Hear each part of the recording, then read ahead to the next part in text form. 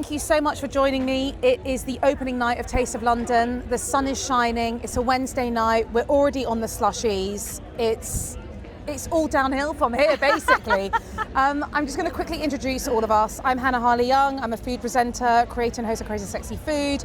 We've got Antonis from Odysea, and we've got Natalia Rudin, aka Nat's Nourishment, a girl that I love, who I actually met at Taste of London. Yeah. Three years ago. 3 years ago. Yeah. Oh my gosh, here we go. We're basically family at this point. So I kind of just want to get straight into it, Nat. We're obviously here at the Odysea tent. We are. Talk to me about Odysea. Why do you love Odysea so much? I absolutely love Greek food, and I find it really endearing and lovely that it's a family-run organisation. I think that you really see that in the products and the way that they present themselves. And having spent a little bit of time, that everyone who works for the company, including yourself, your mum, your brother, you guys are just, you're a breath of fresh air, and you have amazing ingredients.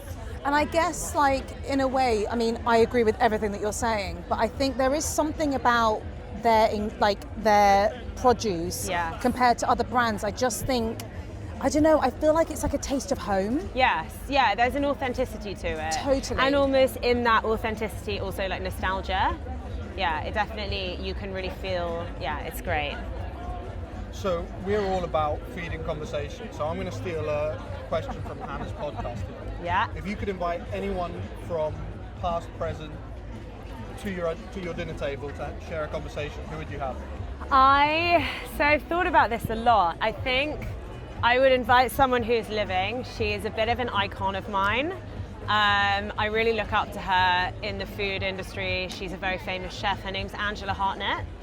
I just think she's great. I love her approach to cooking. She's very lax, laid back. She kind of has the same ethos that I feel I have, in that anyone can do it. You don't have to have all these credentials, fancy skills. You can just pick up a knife and crack on. And she seems really down to earth. She's been a bit of a powerhouse of a woman for females in the industry in general, and I just have a lot of respect for her, and I'd love to sit down with her. Fantastic. Yeah. Do you have any top 3 favourite Odysea products that you make? Oh, it's hard to narrow them down to 3, to be honest.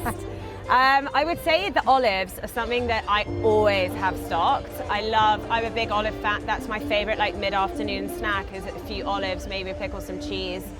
I love the olives. I'm a very big fan. You do these big butter beans in tomato sauce. I love those Gigantes. so much. Yeah. I love those. That, for me, when I'm like running a million miles an hour and I don't have time to eat, quick, on toast, stunning, that's definitely really up there. And actually, something I tried recently from your new Kew Garden limited edition collab is the oak tree honey.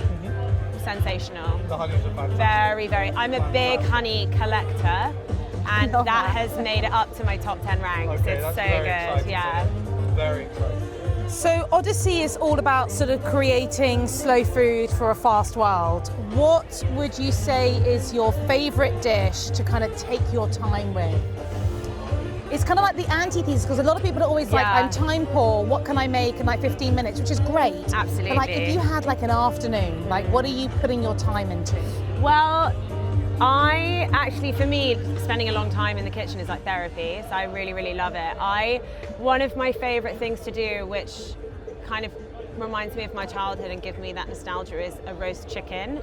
And I will sort of amend the recipe based on the season. So in the summer, I might do it with loads of fresh herbs, some baby new potatoes, greens, or go down like a Thai route or a Greek route. And then in the winter, obviously, do kind of your classic chicken and gravy. But yeah, for me, it really is just about taking that time to reset. It's one of the only times in my life where I feel like I'm very present when I'm cooking, doing a long recipe, because it's all I'm thinking about. It feels very de-stressing, it's very relaxing, and urge people to do it more, definitely. And if you had to have a meze platter on one of your dinner tables, what would be your go-to meze for that platter? I'm a big fan of the whipped feta. Yeah, I feel like the whipped feta works in all seasons for me. You can have it with crisp breads, it works really well with fresh cut vegetables.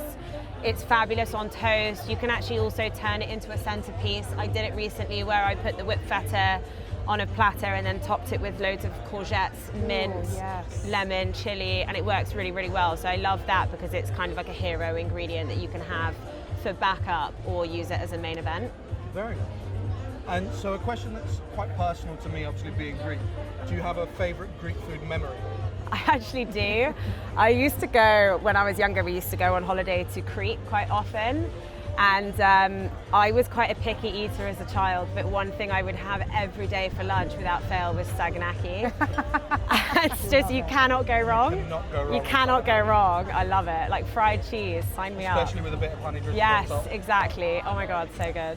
A little sort of a bit more directed towards you. I guess congratulations is in order because you have just released and dropped your first cookbook, Thank you. Cooking Fast and Slow, which Exactly. actually very on brand right Yeah. now. What inspired the concept of the book? Well, like you said earlier, people are always looking for a quick fix with a meal. So I wanted to be able to show you that it's both sides of the coin. Sometimes I'm like that person, I need something really quick, that's easy, not a lot of ingredients, and so I'll look at the first few chapters.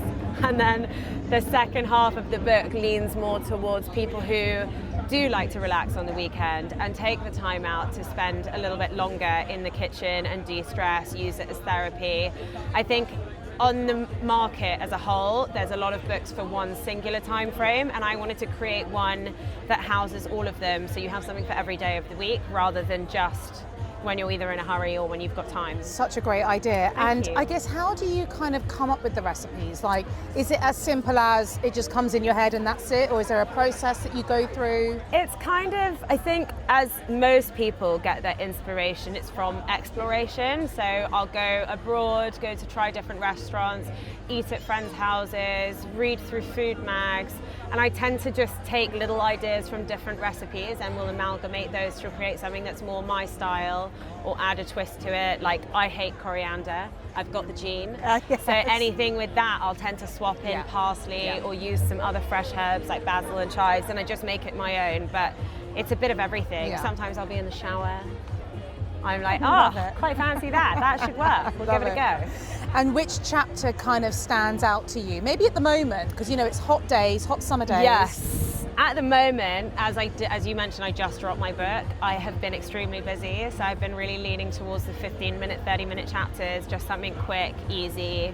A lot of them require very few ingredients, and a lot of them require ingredients like the stuff you have at Odyssey that you just have in the kitchen cupboard, and you can throw them together and make a quick meal that's always going to be delicious and hit the spot. Any standout ingredients in your 15-minute recipes? I use a lot of sun-dried tomatoes. I also use a lot of roasted peppers.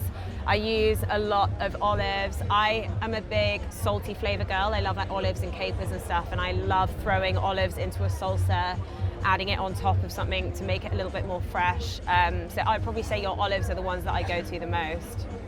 As an ex-personal chef, do you have any expert hosting tips for us amateurs? So I have many.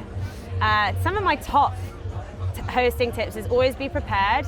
Make a list of what you want to do and plan it out so that you can check everything off, so you're not running around like a crazy person when people arrive. Keep it tidy. No one wants to go into your house and see everything you've been cooking in the kitchen sink. So true. That's a big turn off. And then my other one would be, if you feel like you're not confident with flavor, use cheat codes. Like, I will always make a really basic pasta sauce but use a really interesting pasta shape, and then people think you've made a real effort. Like, I have a speedy sun-dried tomato pasta. It's like sun-dried tomatoes, bit of parmesan and some nuts in a blender. Put it on some mafaldina and you've got like a star strip. Like, it looks like a showstopper. So those are my I tips. love that. What a great little idea that is. I'm stealing that. And finally, it's a question that I'm known for asking all of my podcast guests. Live to eat or eat to live? Oh my God, take a guess. Come on. I feel like I don't even need to answer that. Obviously, I live to eat. Absolutely. That's what we're all about, right? I thought you were going to ask me about my crisps. I was ready. Actually, I was you know what? ready. While we're here, off the record, what is your favourite flavour of crisps? Got to be Monster Munch. Hooray! Odyssey needs to make a pickled onion Yeah, come on, crisp. guys. That could be a really cool collaboration. Pickled onion You pita know, chips. there we go, sorted, Yeah. done. Well, we've done gin and tonic olives. Maybe that's the next project. There we go. 100%. I'll be taking my Yay! commission. Fantastic. Thank you. Well, listen, Nat, thank you so much for joining us. Thank you. Adonis, always lovely to see you. Very nice to see you too. And wishing everyone a great Taste of London. Yeah. Exactly.